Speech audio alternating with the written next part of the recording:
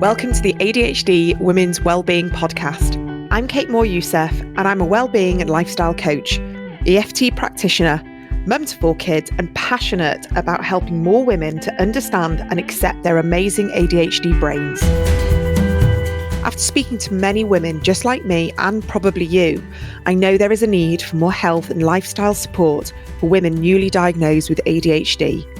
In these conversations, you'll learn from insightful guests, hear new findings, and discover powerful perspectives and lifestyle tools to enable you to live your most fulfilled, calm, and purposeful life wherever you are on your ADHD journey. Here's today's episode. A huge part of my work at the moment is talking about the mind-body, the brain-body connection with ADHD and understanding how it impacts us on so many different levels, but especially somatically in our body through pain, through stuck trauma, and through different physical conditions. And today I'm really excited to bring in a friend of mine, someone that I've worked with, someone who's helped me personally. And her name is Susanna Elias, and she is a somatic experiencing practitioner. She's a sports rehabilitator and also has qualifications in Pilates, dry needling, and manual therapy. And Susanna is passionate in helping clients find freedom from chronic pain and chronic symptoms through blending of mind and body techniques. And she suffered for many, many years with back pain from the age of 17 to 41 and found freedom through somatic experiencing. So we're very excited to be able to share what somatic experiencing is. And also we had a session together, which I found incredibly helpful. So I really want to share that as well. So Susanna, welcome to the podcast. Thank you. Thanks for having me. I've been really looking forward to having this conversation with you because, first of all, I've kind of been reading about somatic experiencing. I know it was founded by Peter Levine. I'll ask you some more questions about that.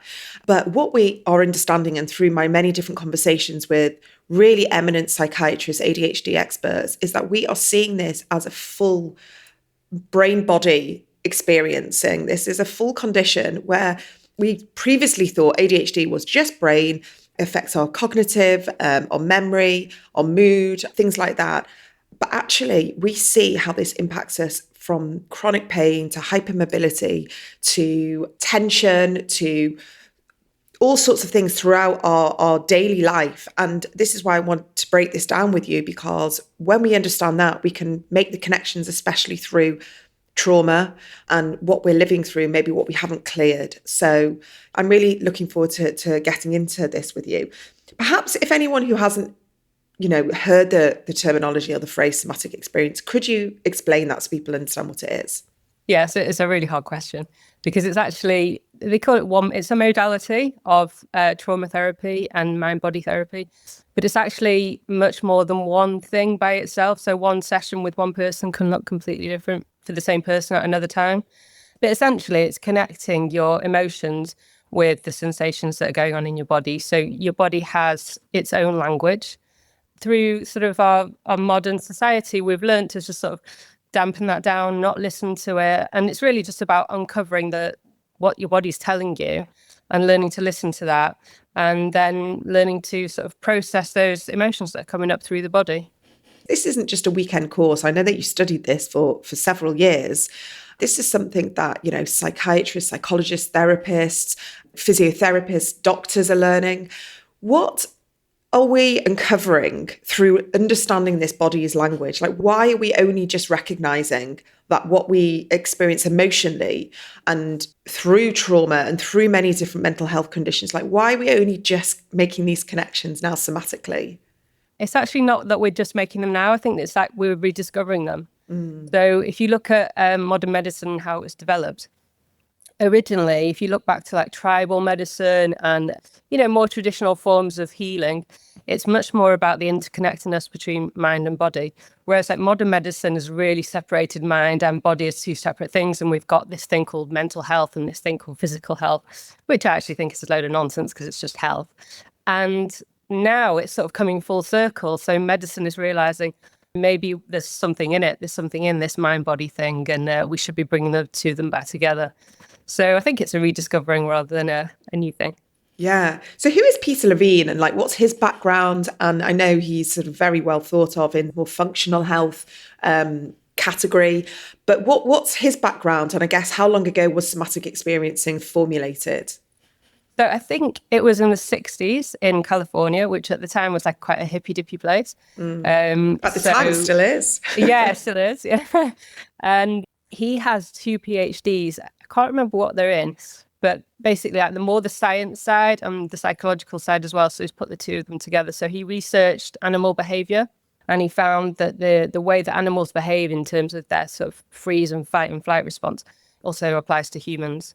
And then we had Stephen Porges, who developed the polyvagal theory, and he sort of, Peter Levine sort of married the two and then further developed his somatic experiencing model to account for the polyvagal theory as well. Yeah, I mean, I'm a huge fan of polyvagal. I learned with Deb Danner, and that was just like mind-blowing. And for me, it wasn't specifically through the neurodivergent lens she was teaching through, but actually everything about it, I was like recognizing that what I see so much in my clients, my community.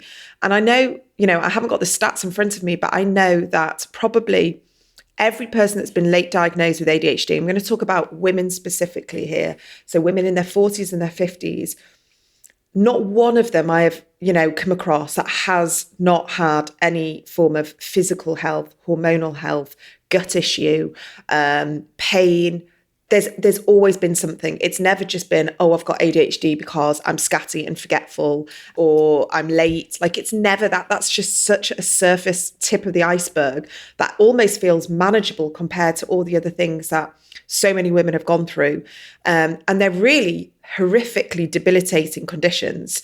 And only just recognizing this, unfortunately around perimenopause, when hormones just kind of take a dip and all sorts of things, go on in people's lives. And then we're getting this understanding.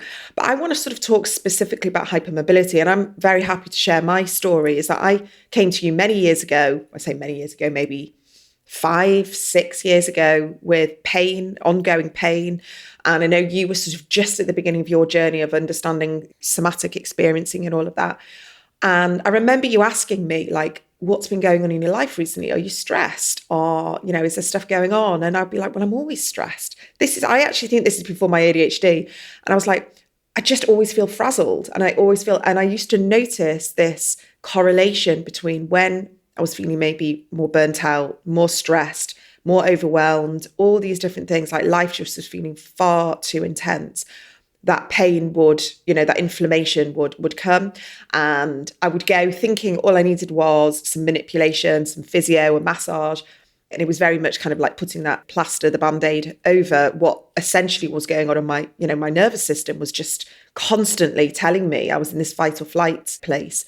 And then obviously through a lot of the work that I've been doing and understanding myself and my own brain and nervous system and all of that, recognizing like this is just, constant dot connecting. But what we do know is that hypermobility is very, very prevalent in the neurodivergent community. We understand there's a connective tissue issue. I had a previous podcast with Dr. James Custo, who talks, huge amount about this. Dr. Asad Rafi also talks about this. So it's very important that people are understanding this connection, but how we can help ourselves, yes, physically, through physio, through types of movement and exercise, Pilates, all these things have really, really helped me. But what I do notice is that I feel the most kind of calm and I would say grounded and relaxed in my body when I've done kind of more calming things like restorative yoga, some gentle Pilates. So I just think it's really important that people understand it's not a coincidence that we are experiencing all these physical conditions and issues.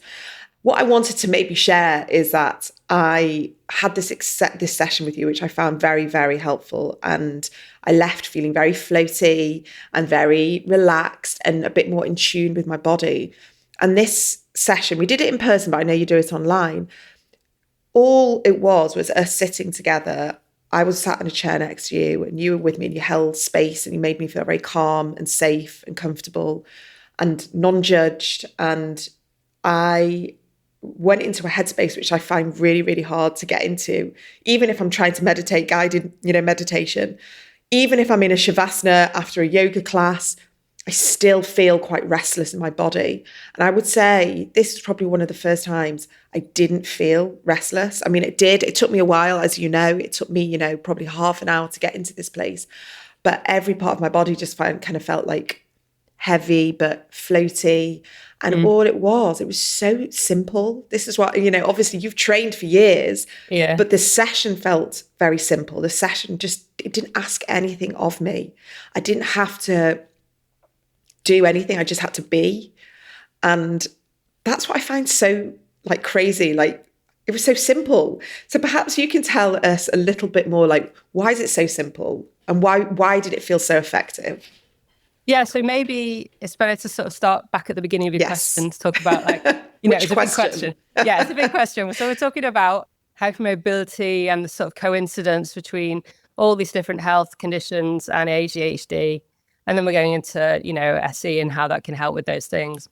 So our health conditions, our chronic health conditions are like a mirror to our nervous system, to our autonomic nervous system. They tell us the state of our autonomic nervous system. So all of these health issues that people with ADHD have, they can all be understood through that polyvagal lens, through that autonomic nervous system regulation or dysregulation lens, which I listened to your podcast with James Cousteau as well last night, actually. I sort of was shouting through the screen the whole time, talk about the autonomic nervous system. That's sort of the missing link between all these things. So if you look at all these chronic conditions, pain especially is very dependent on our sense of danger or safety in the world. So our sense of danger or safety in the world is determined by how we grow up in terms of the household that we grow up in. If we learn that adults are safe, that our caregiver is a safe person, then we deem the world to be a safe place. If they're not, if they're emotionally untrustworthy or physically untrustworthy, the world is generally not a safe place. And then our autonomic nervous system becomes dysregulated. Now, what that means is that vagus nerve isn't as able to downregulate the system in a healthy ventral vagal way. And it is either used to going into that fight or flight, that sympathetic system, or it's used to going into the polyvagal dorsal system, the collapse system. So you've only really got the fight or flight or the collapse or the freeze response. The freeze and collapse is slightly different, actually. It doesn't have an opportunity that much of the time to go into ventral vagal because that is a place where we're safe and in connection with other people. So if your body learns that it's either got the option to run away or fly or to freeze or collapse, there's no sense of just being in the world as we are with other people in a safe and grounded and relaxed way. So our body then responds in the way that we either have to run away or we have to freeze, which is an unsafe place for our bodies to be in. So it creates all these signals, these symptoms that tell us that we're unsafe in the world, such as chronic pain, which is really a signal that we feel that we're in danger. Now, it can be a physical danger and it can be an emotional danger. But inflammation is also a way that our body signals that we're not safe. So it's like you're talking about in your podcast that I would listen to yesterday. It's about, external stimuli, our body realizing that we're unsafe and it's fighting against those external stimuli. But it's also internal stimuli. So if we think that, say, for example, crying is not a valid thing to do, that we shouldn't cry, or we shouldn't get angry, that's an internal signal in our body saying, danger, danger, these emotions are dangerous, we shouldn't be doing them. And then our body's going to fight against them. And it's going to create those signals of pain or inflammation, nervous system reactions. We see a lot of POTS, that dysautonomia type of thing. So all of these symptoms of just ways of our body telling us that we're not safe and that we're not able to go into that ventral vagal state and live there more of the time. And that's what SE is trying to do. So it's trying to help you be in that ventral vagal state most of the time. So the end of the session, where we have that little bit of chat after you're feeling that nice and regulated place, where we have that little bit of a chat at the end of the session, that's actually a really important place to complete the session because it's going into a ventral vagal state, being in connection with the therapist. But from a point of view of you being in a ventral vagal state, and me, I should be in that state as well. Yeah, I mean, it was interesting. Do you find it calming doing the sessions? Yeah, so there's a lot of mirroring going on. Yeah.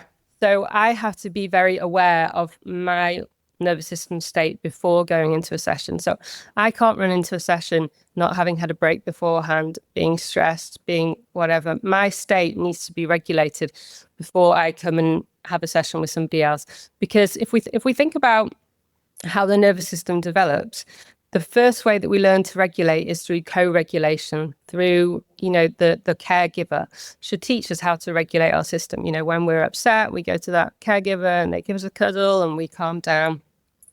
And their state, if they're calm, will influence our state. We will calm down. If they're all like, oh, what's going on? Are you okay? Are you okay? Then we're going to get more activated and we're going to get, out of our heads. So, in the session, we're sort of mimicking that first state of learning to co-regulate. Once I'm able to affect your state, once you're able to co-regulate with me, then we can work on you learning to self-regulate, you learning to do it for yourself in the world, which as an adult, we should be able to do, but a lot of people haven't been taught how to co-regulate first. So it's not it's not a surprise that they can't self-regulate. Yeah. It's so important, this conversation, because this is why so many of us don't understand that we may have experienced trauma. We can talk about the trauma, like big T trauma, which like big horrific events in our life, but also that continual time in our life where we, like you say, we haven't felt that safety or that connection. And if we've lived in an undiagnosed neurodivergent family where people haven't learned to regulate themselves, they don't have the tools and the skills, the resources, then like you say, this co-regulation probably hasn't happened. And there's just constant dysregulation in the family, and chaos and shouting and not feeling safe. And so many of us kind of go, well, my childhood was okay. There was shouting, there was this, but it wasn't like we didn't have one terrible event, but we don't understand why our nervous system is constantly sort of like hypervigilant. Yeah. And this is a huge part of my work and wanting to bring this awareness to people to know that you can still feel trauma and you can still have, CPTSD if you've had a very sort of, and I say in quotes, non-eventful kind of life, but didn't feel quite safe or cared for, or you didn't live in a regulated, household. And then some people can say, well, is any household regulated? And you kind of think, yes, there's always going to be arguments and there's going to be sort of, disagreements and things like that. But essentially, co-regulation is having that adult, when you're a child, help you feel seen and heard and looked after and validated. And many of us haven't had that experience. Yeah, absolutely. I mean, if you look at like the way that they're talking about ADHD nowadays is that it's a combination between the genes and the environment, obviously. But if you look at neurodivergency that runs through families, you can see that massive sort of component of environment in terms of how you have been brought up will affect your ability to be present with your emotions, to be able to self-regulate. So it's really not a surprise when somebody comes from a lineage of ADHD when they're not able to self-regulate because they haven't been given the tools. I always tell my clients it's like a tool for life, this self-regulation. It's something like learning to speak, learning to, drive a car, learning to ride a bike. If you haven't been taught them at home, you wouldn't expect to be able to do them. So it's sort of a big ask to expect us to be able to regulate our emotions without having grown up in a house where we could do that. Yeah. And with parenting, it doesn't have to be perfect. There's a lot of talk about the good enough parenting, but if you think to yourself, did I have somebody that I could go to when I was upset? Could I really be seen fully as my whole self and accepted as my whole self? That's enough to give you the clues to whether you had enough as a child. And yeah, when you talk about trauma, it's really important to say that it really doesn't have to be those big things like sexual abuse or war trauma or any of those things, because they talk about trauma as being sort of too much, too fast, too soon. That's the definition of it. But it also, in childhood development, it's about not enough. It's not getting enough, not being seen enough, not being validated enough, not being heard enough, not having your neurodivergent needs met, which is what, nowadays we're getting better at that. But certainly when we were growing up 30 years ago, it wasn't great out there. Yeah, so, I think that's really powerful for people to hear that and to let that land a little bit, because we can suddenly start connecting those dots of looking back and going, yeah, like I wasn't heard or seen enough. I wasn't supported enough. And to recognize that maybe that's why there's an element of maybe perfectionism or hypervigilance, or never feeling good enough, or having to try much harder and experiencing these cycles of burnout. And all of this can be helped by SE, can't it? Like, I know that you obviously can work with people who have experienced like severe trauma. Yeah. But you can help people who have had these cycles of burnout, or these cycles of just feeling like they need to be productive. And I remember during our session, I had this itching feeling of, is this productive? Like, am I doing something? It doesn't feel like I'm being productive. And that kind of chatter at the beginning of the session going, this is not going to be, I need something a bit like, come on, because I'm used to just, come on, like quick, fast, I need effective. And that's my ADHD saying to me, like, come on, you need to do more. There's more to do. Like, you've got a world to conquer. And actually, that doesn't serve me in my kind of nervous system. So I kind of fight this ambitious part of me that feels like there's so much to do and so many people to help. And I just want to create so much awareness, but then I'm so conscious of how sensitive my nervous system is, and how, my energy depletes, and how I experience burnout quite regularly. So there's this constant balance. And what I'm interested to know is, can we learn to do SE on our own? Do we need a therapist? I think you need somebody to guide you at first. Mm-hmm. But I mean, yeah, definitely. I've done so much work on my own. Like I say, it's a tool and you can learn to do it. And I really encourage the people that I work with to practice every day, because it's about resetting the nervous system, resetting that like baseline level of functioning to something more. So rather than your nervous system going like this in massive waves, activation and freeze, and we're looking for more of like ups and downs, and expanding our window of tolerance through that, so that we get more space to function. Are you looking for further support and help this summer? If you're feeling unsupported and disheartened about your potential ADHD or your recently diagnosed ADHD, allow me to help you. Between March and July this year, I have a season of empowering workshops happening, ranging from different topics, from how to rest and recharge your ADHD nervous system, to helping you create the ADHD structures and routines in your life that feel good to you, or creating more compassionate ADHD families, parenting and relationships, as well as helping you boost your self-belief and your self-trust after a late in life diagnosis. I'm also going to be hosting a workshop on rejection-sensitive dysphoria, as well as understanding our perfectionism and our procrastination and this need for constant productivity. And I really hope that you will join me for this empowering series of summer workshops to help activate your ADHD life, improve your well-being, and harness your potential. All information is on ADHDwomenswellbeing.co.uk. What drew you to wanting to kind of like, you obviously went into sports rehabilitation and you're doing a lot of manual and physical kind of like help with people through injury. But what was it in your life, I guess, that you started to think there's more to what I could do here? Yeah, so it's sort of, well, a bit of a long story, but I'll try and just shorten it. So I had my kids quite young, and at 17, before I had my kids, I had a disc herniation. And I had the kids, and after What's I had the kids, a disc prolapse. Okay. So after I had the kids, I realised that I wanted to do something, and I still had the back pain on and off after the disc prolapse. So I decided to go and do the sports rehab degree at Salford. And it was a brilliant degree, and I absolutely loved it. And I'm still passionate about it. But then about 6, 7 years later, I did a course about physio, about rehab. And the lady that was running it was talking about the nervous system and talking about trauma and how it can create pain and dysfunction. I don't like the word dysfunction, but different ways of the body moving, or suboptimal ways of movement. And through that course, we were doing a lot of sort of self-exploration in terms of our movement. And I realized that I was really disembodied through my left side. I just couldn't feel it in the same way as I could the other side. And I realized through doing more reading about trauma and more, that what had happened as I had grown up had really impacted the way that I connected with my body and with my emotions. So I used to imagine like, you know, an emotion, and then I'd used to imagine this room with shelves, and I'd put that emotion in a box on the shelf and then shut the door, and then it, you know, it's gone away and I don't have to feel it and it's fine. But then over time I realized that those were just actually being held in my body and creating this pain and tension. I found a practitioner, did some SE for about a year and a half.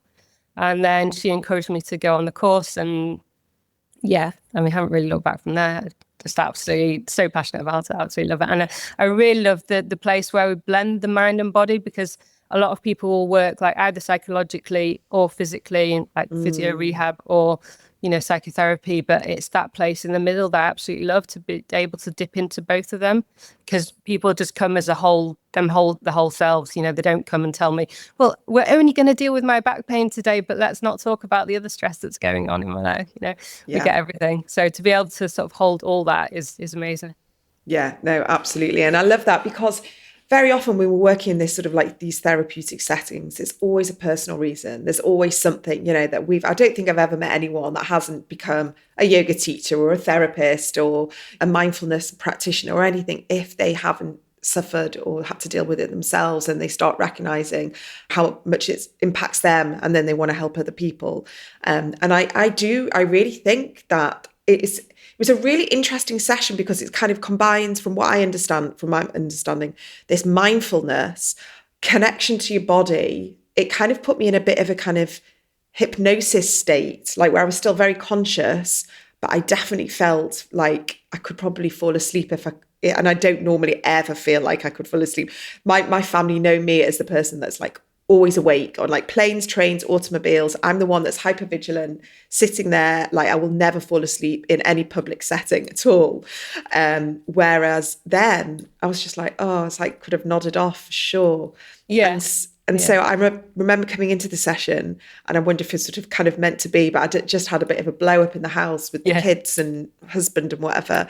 And I got there and I was quite activated, and, you know, you obviously then had to kind of like regulate and calm me down a little bit so I could get into that state. But I left and I genuinely had forgotten all about it, walked back into the house, and I didn't even discuss it. It wasn't even a conversation. And it was just kind of like, you know, the rest of the day was really calm and easy. And, you know, that showed, you know, clearly it worked, because if I was just in that state for that 1 hour, then got back in my car, went home, and I was like, oh, then, you know, but it definitely regulated. I kind of had this sense of equilibrium, which was really great. How would a session like this help people if they want to build this into their daily well-being, or even if they're going through therapy, and could this help, I guess, release trauma as well, and help them free whatever those stuck emotions are in their body? Yeah, so I think the first thing that I forgot to mention last time when I answered a question was that the reason why SE works so well for people with ADHD is because in the ADHD, often I don't want to say always, but often we see changes in the ability for people to proprioceptively and interoceptively connect with their bodies. So proprioception is the external, noticing where our body is in space, where our joints are in space, and how we're connected to the floor and the surface that we're on. But interoception is the ability to notice the sensations, what's going on inside the body. So traditionally, meditation and all these calming techniques will be focusing on external stimuli, what's going on externally. So if you meditate, you might have to sort of listen to the birds outside or something. But with SE, we're really meditating on what's going on internally. And that really helps people connect to those interoceptive, you know, sensations, that those things that are going on inside, which is really something that affects people who are neurodivergent a lot. And I think that's also linked to the hypermobility thing. Mm-hmm. So hypermobile humans tend to have lacks of ability in proprioception and interoception. So their joints, so we get our ability to propriocept through the sensors in our joints.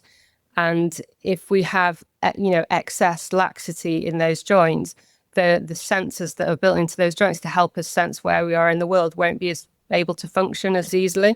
Mm-hmm. So you get that combination of that autonomic nervous system dysregulation and that lack of ability to interocept, and the combination of the lack of ability to propriocept. And then you have lots of issues with, I can't feel my body. I don't know what I'm doing with my body. You know, if you're being told to do an exercise in a class, am I doing that right? I can't feel it. You know, how does everybody else know what they're doing, type of thing. Yeah, I've had that for years. Yeah. For years. Yeah. But also, does this apply to people who are dyspraxic as well? Because we know that ADHD and dyspraxia go very much hand in hand. Yeah, absolutely. That's a lot of proprioceptive issues there with, if I close my eyes, can I touch my nose? Do I know where my hand is in space without looking at it? That's dyspraxia, you know, very simply. Obviously, there's a lot more to it than that. But yeah, they're all connected, you know, sensing our body internally and externally. And that's how we're gonna help that through SE, through teaching you to connect more with your body. And through doing that, you'll help yourself regulate your system, you know, calm your system down. And you also connect with those emotions that maybe you were protecting yourself from. Mm-hmm. So it's not that they need releasing, it's that they need feeling. Yeah, yeah. And I mean, you mentioned before that you struggle to connect to the left side of your body. And I remember during our session, is there something, you know, on both sides you asked me, and I remember saying the left side. And also interesting, most of my hip and back pain, you know, historically was always on my left side. Is there a connection between the left side of the body and emotions? Yeah, so I'm still looking for that answer, to be honest. I don't think so. I think, you know, I'm looking for the answer as to why people get what they get in response to different traumas. And there doesn't seem to be an answer to that at the moment. Hopefully there will be one day. But people do tend to have like a pain memory. So it's like a central nervous system sensitization for an area of the body. So if you've had pain or an injury in one area, and then you go and have stress at a later date, it's more likely that that pain will come back in that same area. So, and, you know, obviously that's going to happen time and time again. You know, stress isn't just a one-time thing. So it's going to, you know, it's going to embed that memory of pain in that area. Yeah. So, also, you know, we've been talking about back pain a lot, but this is related to, you know, neck, shoulder pain, jaw pain. I know a lot of people who suffer with TMJ, which is this sort of very tight jaw, which can lead to ongoing migraines. And all of this tightness, this tension, it is connected to our nervous system. Would you say someone who suffers with migraines, or maybe hormonal health, PMDD, PMS, perimenopause, you know, again, so interconnected, all the hormonal stuff, does it help with things like that? Yeah, so I think the hormonal stuff is separate to the chronic pain stuff. The chronic pain, the TMJ, the migraines and stuff, that's something that we see throughout the month. So it might be affected by where you are in the cycle, but it's always sort of there underlying at some point. The PMDD, that's obviously more about, you know, how your cycle is and when you're getting your period and stuff. It's comes on much more strongly at certain times of the month. So talking about the TMJ and the migraines first, we very often see with people with jaw pain that it's something to do with something unsaid, that something needs to be said, or anger. So something needs to be shouted, expressed, and it's being held back often in the jaw. Now, when we talk about tension all up here, the muscles up and around the neck and into the jaw, they're so interconnected. You really can't distinguish between, you know, having one by itself. So when I see people with TMJ problems, they very often have headache problems, they very often have neck problems, and they very often have shoulder problems. Now, that's because the muscle that starts up around the back of your ear comes down and inserts into the one of the top ribs, and, you know, into the clavicle. And then you've got your rotator cuff that inserts into here, that often sort of gets a bit angsty if it ends up being lived around here, you know, if your neck muscles are tight. So it's also interconnected. You can't really take one away from the other, but you do see that when people are stressed, when people are activated, that's when those symptoms are going to sort of show up with a vengeance, and people don't tend to realize or see that pattern in their lives so well. So I often get people to keep a bit of a diary as to, you know, what's happening in my life, what's happening with my symptoms. And it doesn't have to be every day, but just so you can see some sort of pattern with that. Yeah. I think it's really helpful for people because sometimes we just don't make those connections between all of this, the physical stuff. I've got a friend who suffers with terrible migraines, and I've kind of alluded to lots of things, but she's just not quite ready. She's just kind of like, I just need my migraine medication, or I just need this type of, thing. Whereas I would love to help her and say, have you considered the emotional side? Have you considered that there's something else going on that's not just a physical reaction to why you're getting migraines, even just like the hormonal side? So, people who are listening to this will listen to this, and the people who are ready to, use this information. And there's a lot of people who will just be very dismissive and just be like, no, it's a physical condition. Yeah. And we have to, I've been reading the Mel Robbins book, Let Them, the Let Them theory. And I love everything that she's saying, but a lot of it is, we have to look after ourselves first. We have to, we want to be able to help lots of people, and we want to be, people pleasing and doing all these things for people. But actually, when we're having pain and all these different things kind of coming up chronically, we have to focus on ourselves and just be like, let them do what they're doing. And if they're not ready, we have to start kind of like focusing, okay, how can I help myself? And it very much, I think SE really helps people recognize, actually, like if I want to be co-regulating a family, I want to make sure that there's a safe environment, my children feel safe and heard, we have to feel calm and regulated, and we have to process and work on past trauma, or we have to work on our emotions and learn to heal. Because I think many of us, in this generation, we have parents that were closed, were shut down, obviously never went to therapy, no one ever talked about anything. They went through all sorts of traumatic things growing up, and it was just kind of locked away. And as children, we then had to sort of bear the brunt of dysregulated parents, or parents that just didn't know how to co-regulate in the home. So I think what you're doing is amazing, and I would love people to be able to connect with you. But maybe if they wanted to see an SE practitioner as well, like how can people work and try a session? Yeah. So I think first of all, the first thing I want to address is that just because I'm saying all this doesn't mean it is something physical going on in your body. So all these emotions that are unprocessed, they actually produce real physical symptoms. So they actually increase inflammation, which, if you're talking about your jaw, over time is going to erode the TMJ, the temporomandibular joint. So that pain that you're feeling is actually a real physical pain, but it doesn't mean that its roots, its origins are not in emotions. That's that link between, those emotions, those unprocessed emotions, are actually causing real physical changes in our bodies. And that's what SE can help and change and mitigate. So in terms of working with me, you can go on my website, but there's also a national registry. And I think I sent you the link actually, which you could maybe put up. And the organisation is called SEA UK. So if you go on there, you can have a look if you want to see somebody in person in your area. And I presume this global as well, because a lot of people here listen globally. Yeah, so I mean, I've got a client in India, I've got a client in Japan, I've got a client in New York. So amazing. Yeah. Amazing. I think, what you're doing is incredible. And thank you for my session, because I really enjoyed it.